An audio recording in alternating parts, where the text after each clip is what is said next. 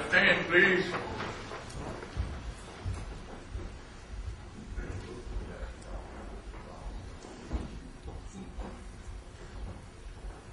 Please be seated.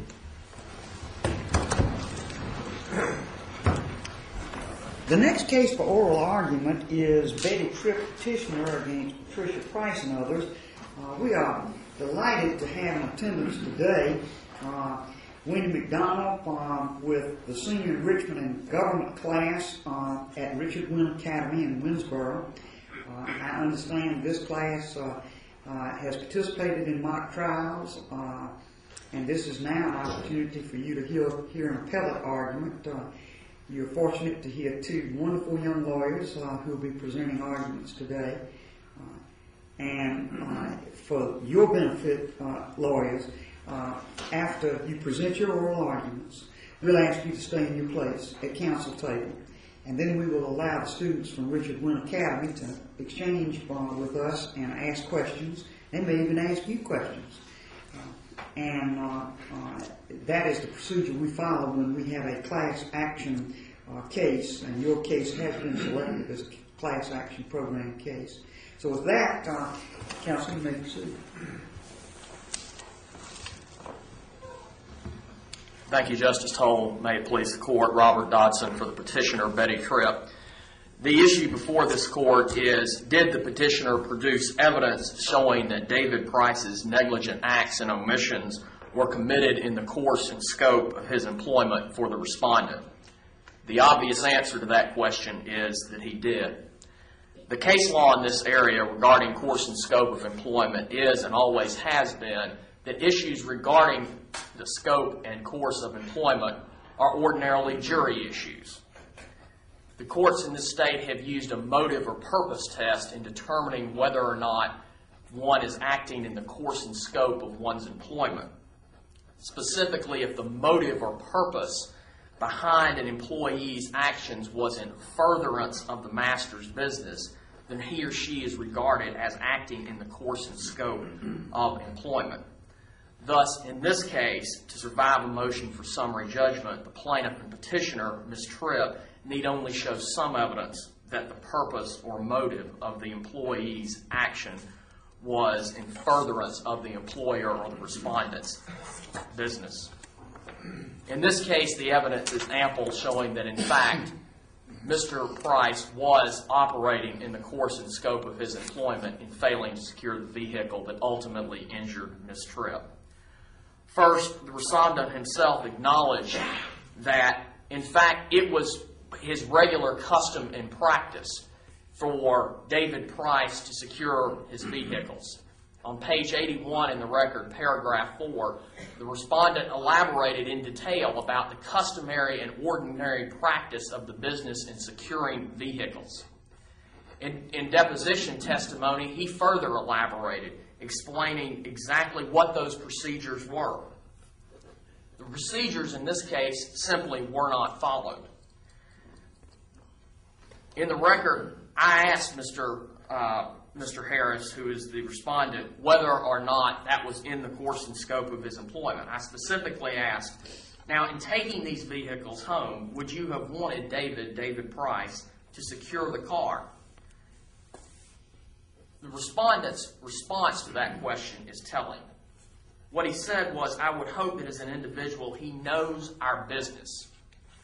He knows our business. In fact, his deposition testimony traces almost exactly what the language of this court has been for the last 50 or so years on course and scope of employment, that it must be in furtherance of the business.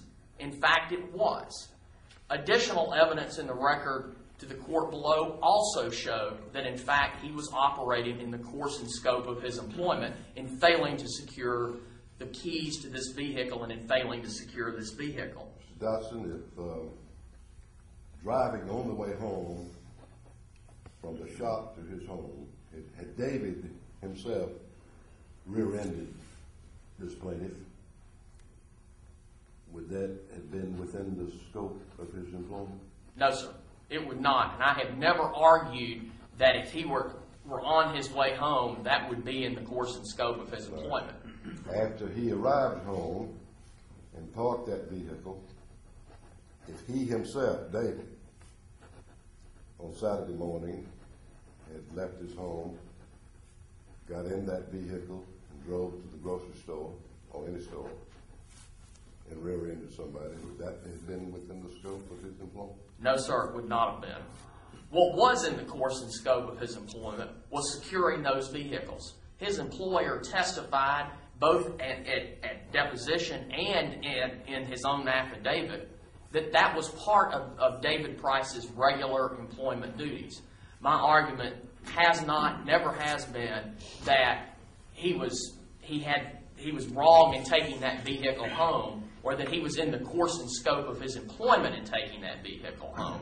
Rather, my argument has been that he had an employment duty as well as a duty under the law to properly secure that vehicle. How can you concede that the act of taking the vehicle home was not in the course and scope of his employment, yet once he got home that he was required to secure the vehicle?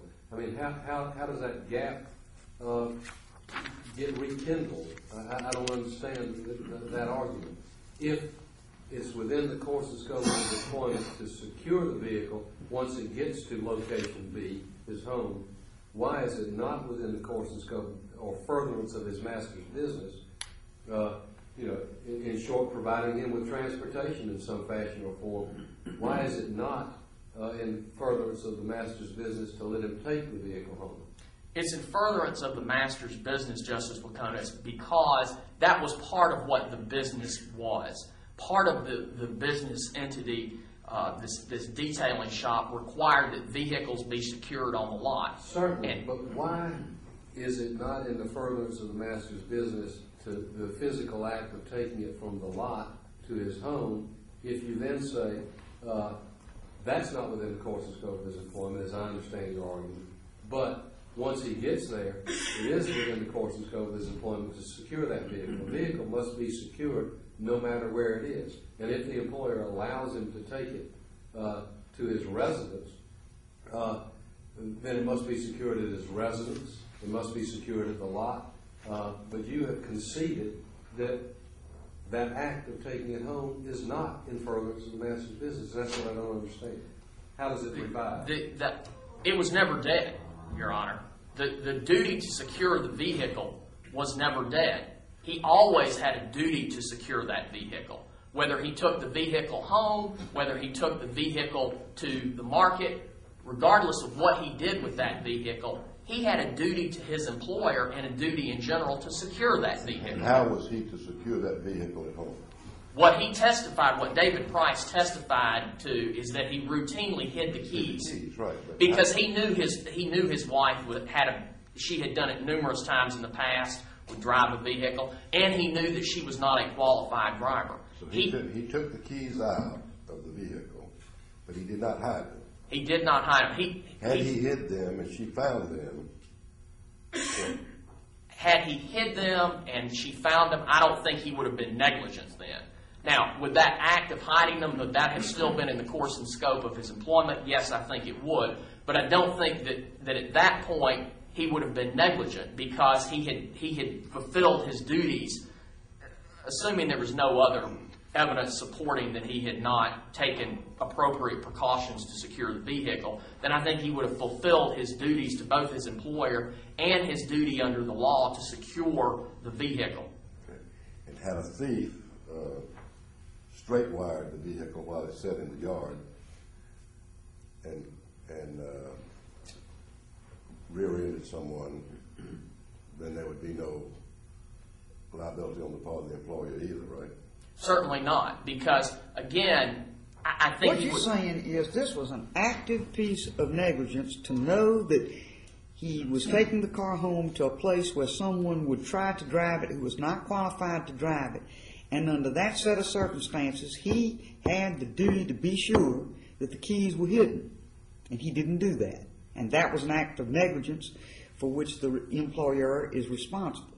That is absolutely what I'm saying, Your Honor. The employer is the one that had the bailment of this vehicle from Fairway Ford or whatever the detail. The employer had Price as the man on the scene who was supposed to secure all bailed vehicles. Price could drive a vehicle home, not on any personal lot, but he could actually take it home. But if he took it home, he was taking it to a place where security would depend on him hiding the keys, and he did not do that. That is exactly correct, Your Honor. The point is that David, whatever his name was negligent under any set of circumstances, okay? But what we're trying to do is relate that back to the employer. And what's the evidence, because I'm a little fuzzy on this, that Harris knew that Mr. What's the mechanic's name? David. That David's wife was this unqualified substance abuser driver. Is there evidence in the record? I believe that there is evidence of that, although I don't think that's critical to the issues now before this court. And I don't think that it's critical because regardless of whether or not the employer had knowledge about this lady's propensity to drive without a license and had knowledge that she was an unqualified driver, I don't see that that's necessarily relevant to these issues. The focus is on the commission of negligence in the course and scope of your duties, isn't it? That is correct. The focus is not on what the employer knows about the specifics of the negligent act you're committing. The question is whether you committed a negligent act during the course and scope of your employment, correct? That is correct. And part of the course and scope of his employment, you argue, is the absolute duty to secure the vehicles bailed to his employer. That is correct. And that has been the argument all along. I see that I am out of time, but if there are additional questions. You've had a lot of questions, and if you'd like to complete this phase of your argument in a logical way, we'll permit it. I would simply conclude by saying this. The courts below suggested, and the respondent has argued extensively in their brief, that essentially a ruling for me would broaden the existing law beyond the point of recognition. That is simply not true. The courts in this state have always held that something has to be, and I quote, in furtherance of the master's business. That language is read throughout the last 60 years of case law in this state. And as I understand it, you're arguing that the issue of whether it's in furtherance of the master's business at this summary judgment stage is supported by enough information in the deposition, for example, of the employer to create a jury question, and the case should go forward on that basis. That's exactly right. My client wants her day in court. Thank you, Your Honor. Mr. Kelly? Good morning. May it please the court, my name is Chris Kelly. I represent the respondent in this matter, Jeff Harris, doing business as Harris Auto Reconditioning. I want to talk about first, address the undisputed facts in this case. I want to talk about the appellant's factual argument, the basis, the premise of her argument, look at it from a big picture point of view, and then look at it in detail. I then want to talk about the legal arguments, the legal issues involved in this case, and then, if time, address the abandonment, which was raised by the Court of Appeals of David Price's negligence. It is undisputed in this case. First undisputed fact that Patricia Price was driving the Explorer at the time of the accident. She was not an employee of my client, and it was her negligence that caused this accident in rear-ending the petitioner. Second undisputed fact is that David Price, and this is a direct quote from the petitioner's final brief to the Court of Appeals, quote, was not on the clock at the time of the accident, end quote. He was not working, he was not being compensated, he was not furthering respondent's business when this accident occurred and when the negligence occurred. He was napping on a Sunday afternoon on his couch. That's when the keys were taken and the vehicle was taken. The third important point, which is undisputed in this matter, is that the use of the Explorer and its keys, since you have to have the keys in order to use the Explorer, was not to accomplish any purpose of David Price's employment. The purpose of his taking this vehicle home was not to safeguard it. It's undisputed.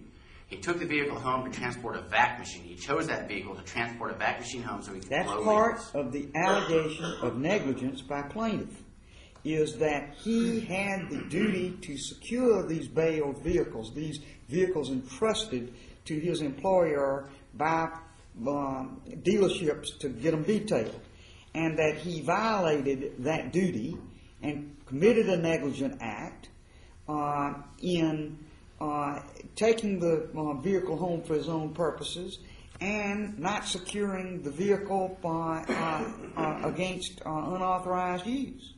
And that's part of the allegations of Price's negligence. And the allegation is, but for his failure to secure the vehicle, his negligent act, that the accident would not have occurred.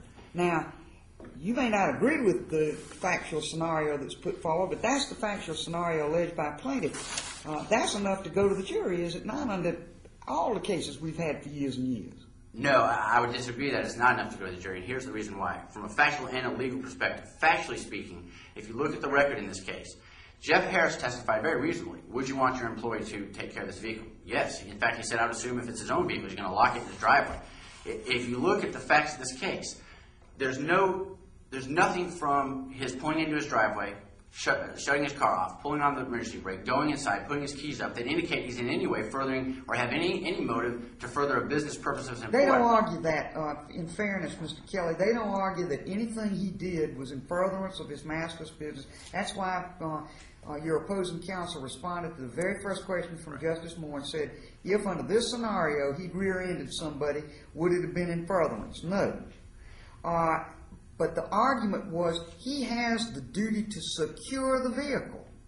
And he has not secured the vehicle when he leaves the keys out there, knowing that he's got a wife who's a substance abuser that will take the keys and go out and use the vehicle. The issue is, does that duty render him within the course and scope of his employment? Because in prior cases, any employee who has a vehicle provided to them by their company has a duty to safeguard that vehicle, to operate it safely, not to damage it to the employer. They don't argue a general duty to safeguard. They say as the manager of this facility, he had the specific duty to safeguard all vehicles entrusted to Harris for detailing and be sure that they were safe and secure while they were being worked on at all times. Any employee at Harris had that duty, Your Honor. Well, we're not talking about any employee, though. I understand. We're talking about the deposition of the employer that says it was Price's duty.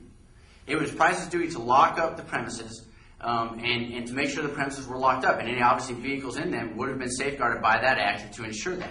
That duty does not, when he takes a vehicle home for purely personal use, although that duty fails him, that's a duty owed to the employer. There's nothing within the law that says that duty extends to third parties, or that violation of that duty gives a third party an action against the employer, because somehow that duty puts the employee within the course and scope of their employment. Generally speaking, the test is... Shouldn't the jury decide what the extent of the Price's responsibilities were within the course and scope of his employment?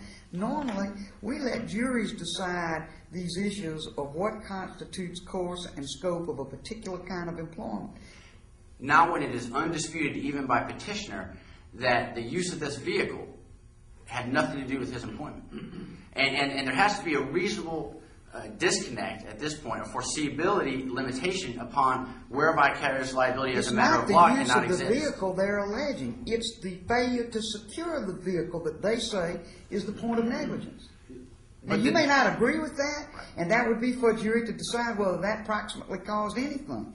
But their averment of negligence is that the failure to secure the vehicle was the proximate cause, concurring and combining with other kinds of negligences, of plaintiff's injuries.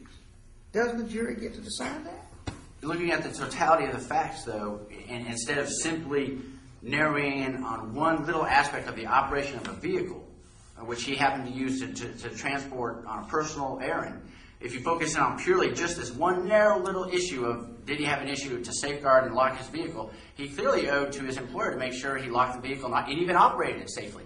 And I think that what the petitioner and he negligently performed that duty owed to the employer by taking that vehicle home and then failing to secure the keys. Which I think that also, if you take it to that argument to its logical conclusion, if he had been in an accident on the way home, he would have been negligent in keeping the vehicle safe in that But that's situation. not the case we've got right now. There are wonderful scenarios Right. that have been asked by several of us that might lead to other kinds of logical or inconsistent conclusions. But the case we've got is this case, not some theoretical case. And the averment here is that the negligent performance of his duty to his employer combined with other negligent acts to hurt the plaintiff. And I think that it's undisputed in this case that at the time of the negligence, he was on his own personal errand. And any time an employee deviates from his employment, there are still employment duties which may accrue to an employer, which continue to exist even when they're on personal duties. Let me ask you this, Mr. Kelly, and I'm perhaps confused because your opponent has conceded that the act of Harrison allowing Price to take the vehicle home and to return it the next day is not in furtherance of the master's business. And you agree that that is the concession that's been made? I agree. All right. Throw that concession out. Let's say there is no concession of that type. Why is it not within the course and scope of his employment or in furtherance of the master's business if the master, in fact, is providing Mr. Price with a means to get back and forth to work by the utilization of these vehicles? If he allows him to drive it to point A, his house, and back to point B, the place of employment, and I can understand that if he's going to the grocery store to get a piece of, a loaf of bread, that is business of his own, and he's deviated from the master's business. But why isn't it just a simple fact that why is that not in furtherance of the master's business in allowing him to use this vehicle to go back and forth to work, or any such vehicle? Absolute concession. In terms of going back and forth to work? Back and forth to work. Because that's what Mr. Harris allowed him to do, wasn't it? That's correct. He allowed him to use these vehicles to go back and forth to work. And it provided him, the employee, with a means to get back and forth to work, which was in fact in furtherance of the master's business because it got that employee home and it got him back. And in terms of driving to and from work, there may be an argument, if this were the facts of this case, that he may be within the course and scope of his employment. There may be a genuine issue of fact in that regard. All right, so right. Assuming that to be the case, that he's allowed him to do that, and that may be in furtherance of the master's business, obviously he also has a duty to secure that vehicle once it gets to that permitted place, right?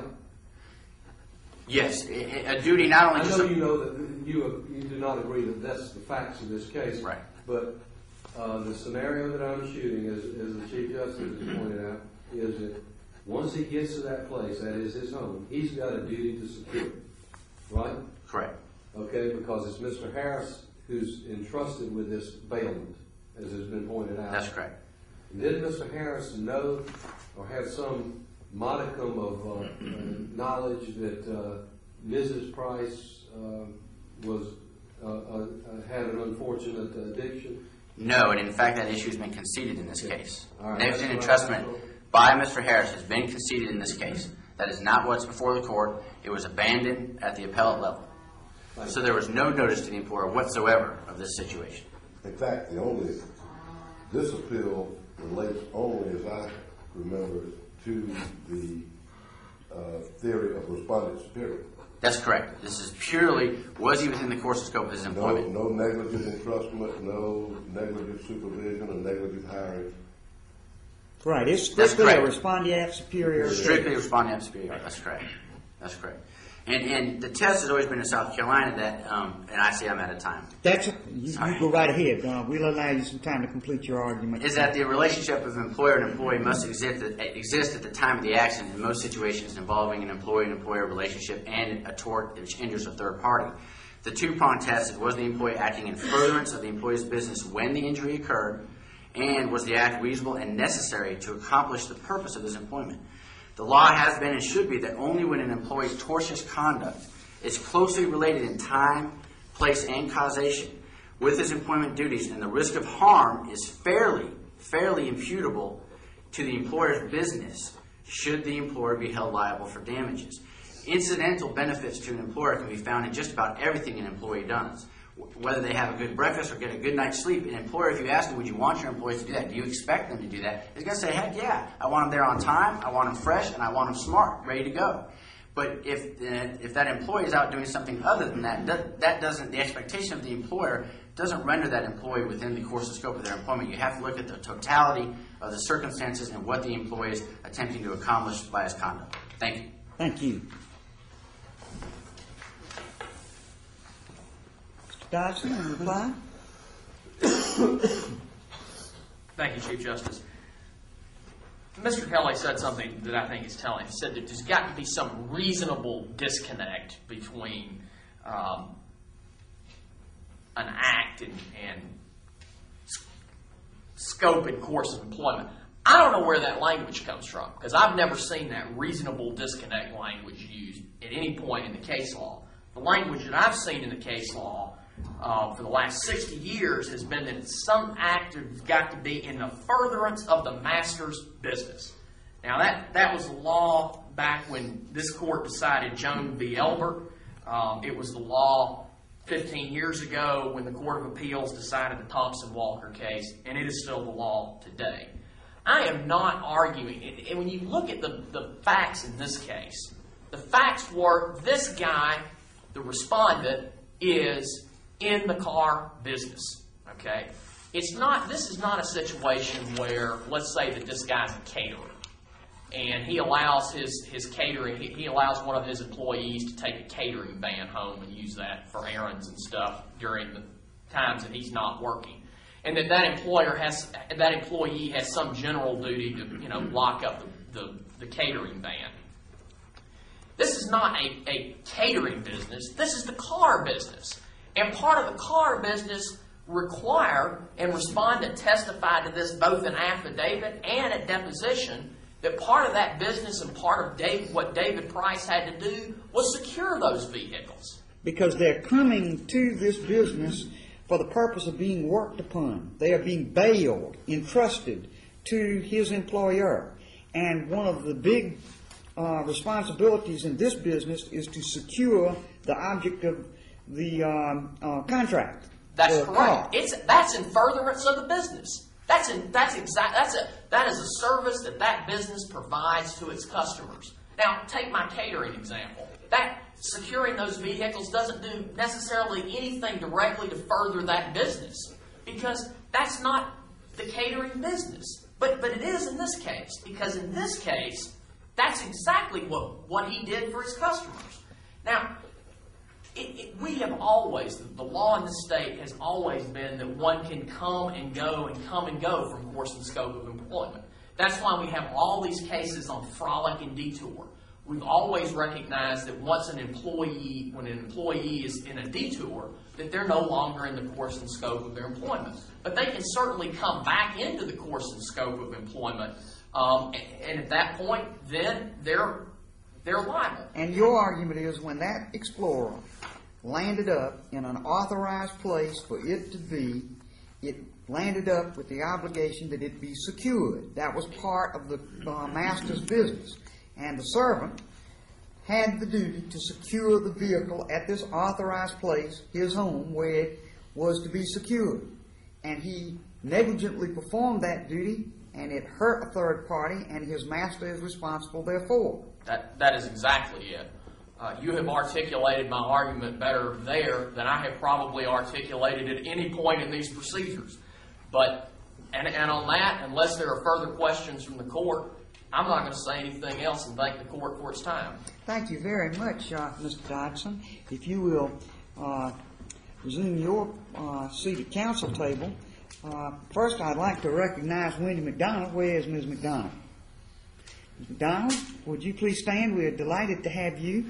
Do you have other teachers with you today? Ms. Phyllis Tant. I co-teach this class. Wonderful, Ms. Hant. We're glad to have you with us as well. One of our most prized employees here at the court is one of our deputy clerks, and she's sitting out in the audience with you today, Betsy Stevenson, also a native of Winsboro. We welcome you and the class from Richard Wynn Academy, and you may resume your seats, teachers and students. We'll be delighted to hear questions. Let me introduce you, students, to the members of this court. You probably looked at our website and know who we are, but I'll introduce us. I'm Gene Toll. I'm the Chief Justice. To my right is Justice James E. Moore. He's from Greenwood. To my left is Justice John H. Waller. He's from Marion. To my far right is Justice E.C. Burnett from Spartanburg. To my far left, Justice Costa Placonis. He's from Columbia. With that, do you have questions? That always happens when we have class action cases. Everybody looks at everybody else. Who's going to be the brave soul that will ask the first question? Not necessarily about the facts of the case or the law of the case, but just the procedure or any other question in that area. He's just about there. I would like to know which universities are... All right, now you stand up first. You're in court. Yes, ma'am. I was just wondering which schools and universities did y'all attend before?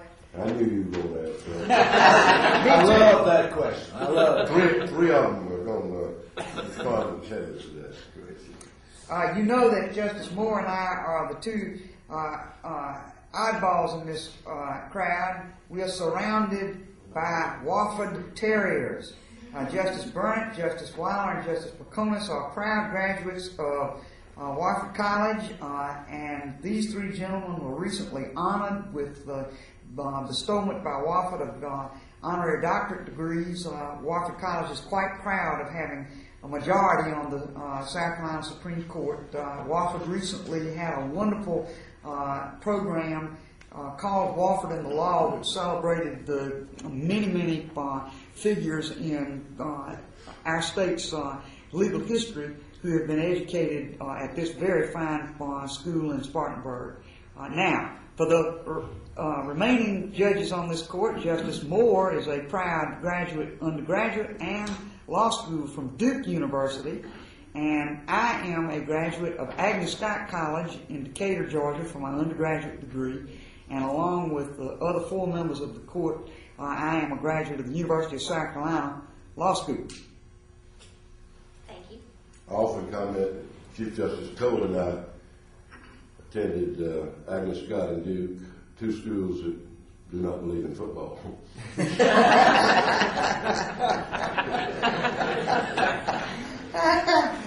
Other questions?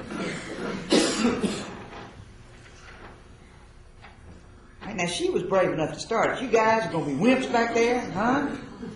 Yes, ma'am. How long have y'all been doing this, and was it worth all your time? Justice Placonis, you're the baby on this court. Why don't you tell them how long you've been doing this and whether it was worth it? Well, it depends on what this is. This, being a lawyer, the Chief Justice and I have been lawyers for 36 years now. It's kind of almost, a little over 36 years as of October 3rd last year.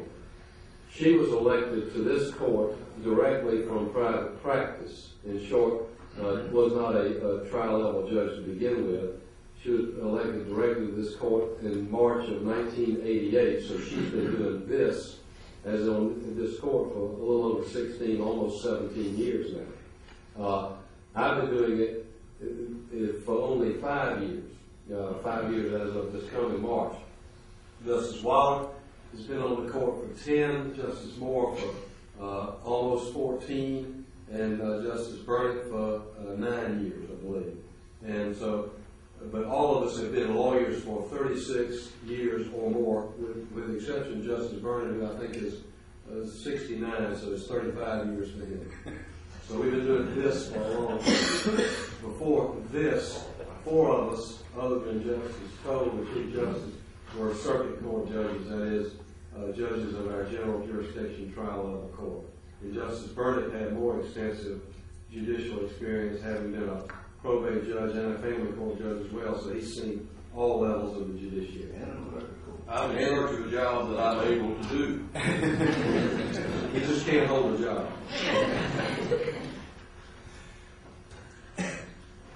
Other questions?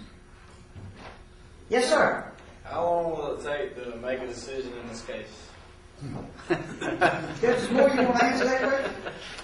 Well, the easiest answer is that we don't know. Immediately after we recess here today, we will adjourn to the conference room, and we will talk about this case along with the other two cases that we heard arguments on this morning. And we will make a tentative decision today. Then an opinion will be written and circulated. If there's disagreement with that opinion, there may be a dissent or concurrence. And that sometimes takes a while, not only in the writing, but in the writing of the dissent or concurrence or the answer to that dissent or concurrence. We certainly try to get the opinion out within a reasonable length of time, certainly within 7 weeks or 7 months. It's rare that it takes longer than that, but there is no timeline or no definite time that I or anyone can tell you that we'll have a decision by such and such a date, because it depends on a lot of factors as well as other cases that we are considering at the same time.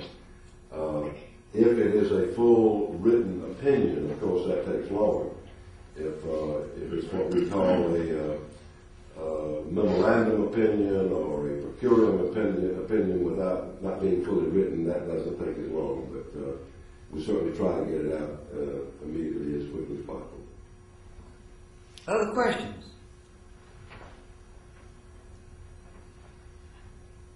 Other questions? It really agitating. I got some rocking back and forth, thinking about it. I'm going to call on people here in a minute now. Look at that turning around looking at his teachers. You look like you're just dying to ask a question. Young man, stand up and go right forward. Out of all the cases y'all have presided over, have they all been clear-cut answers, or have they been close? Justice Wiley, would you like to? I didn't hear the question. He says of all the cases we've heard, are they clear-cut answers, or are they hard to decide? They're not clear-cut answers, or they wouldn't be here. So they are pretty hard to decide, and we have to research the individual legal issues. We kind of form, or at least I'll talk to myself, I kind of form an opinion how I feel about what the outcome of a case should be prior to hearing the case. But I don't make it a firm decision. I still keep an open mind. So that whenever I come out here to hear these cases, I have this open mind and I listen to both sides. If I have some question with reference to what I have done as far as the research is concerned, this is the opportunity that I have to ask those questions to one or both sides of the case. I don't know if I answered your question or not, but I tried to. Other questions? Y'all have left Justice Burnett out completely, and I know we want to have Justice Burnett answer. Can I just follow up a little bit on yes, the may. question? Of course. Oftentimes, as Justice Wallace suggests, when we individually do our study of the case, the answer appears to be fairly clear, and we come and we listen to oral arguments, and sometimes our preliminary conclusion wavers a little bit, but it still appears fairly clear. And then when we retire to conference the case, to debate the case among the five of us, then it becomes completely convoluted. Then it's a difficult thing. Then it is unclear.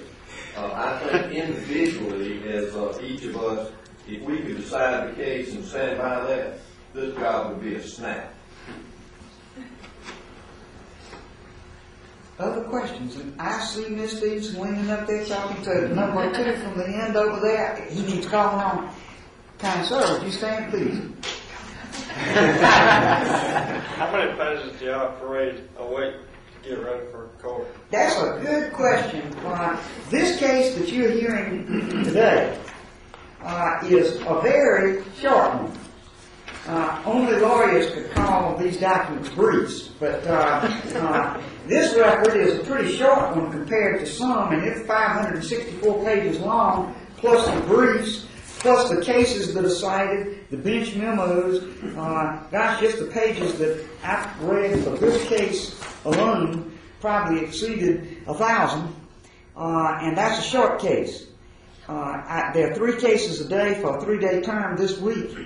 So you can imagine that it's many thousands of pages of material that I've read just to get prepared for this It is a very intensive process, and I've often told people, if you're interested in becoming a lawyer, and I hope many of you will consider the law as a possible career, you can come from any kind of background. My husband majored in chemical engineering. I majored in philosophy. We've got people in the law that major in all kind of different areas, so it's not one major or one area of expertise that you need. We got people that are math students and people that couldn't add 2 and 2 like me, who make pretty good lawyers. But one talent that you need is the talent of being able to read material analytically and analyze it and write something about it. So those reading and writing skills that Richard Wynn Academy is going to prepare you so well for, because I know their program.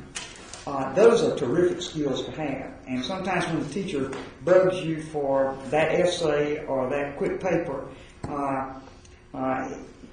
you may want to say, oh my goodness, why do I have to do that? But you will find as you move from Richard Wynn to college or wherever you go, that reading and writing skills are the key to success in a lot of different jobs, not just the ones you might think about. So it's a great question.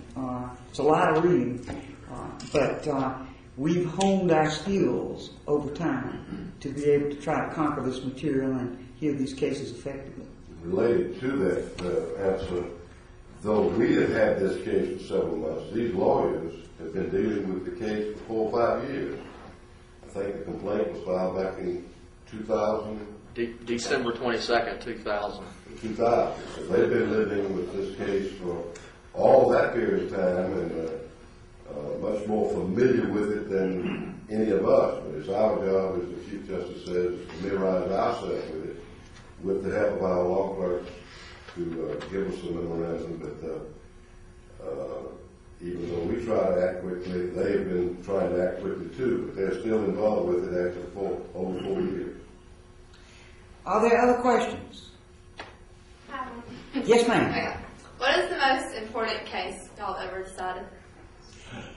Golly, I for one would not be able to name one. I would imagine in the years I've been on the court, I've adjudicated thousands of cases, and I couldn't pick one. Sometimes the toughest cases are not necessarily the ones that you would think of, the death penalty cases, the big constitutional issues. Sometimes the toughest cases are the child custody cases, or the cases where there's a good deal of dispute about what the facts and the law really is. The cases that are tough to decide. But the one thing that we all keep in mind is that for the people who come and are involved in the case, it's the most important case in the world. So what we try mighty hard to do is not to just give attention to what you would think of as the big cases, but to try to really sincerely make the same kind of quality effort with every case that we hear. The people on the back row, in back of you, are young lawyers who are our law clerks.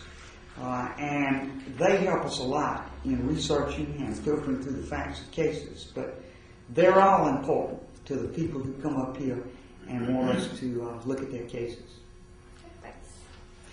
Well, with that, the one thing I'd like to do before we close these proceedings is to ask Betsy Goodale to stand. Betsy is our Chief Staff Attorney, and students, she is the brains behind the class action program.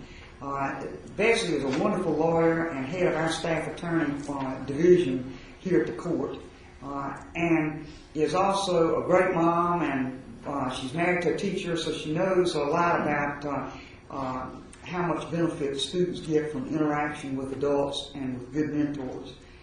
So we thank Betsy for developing this class action program.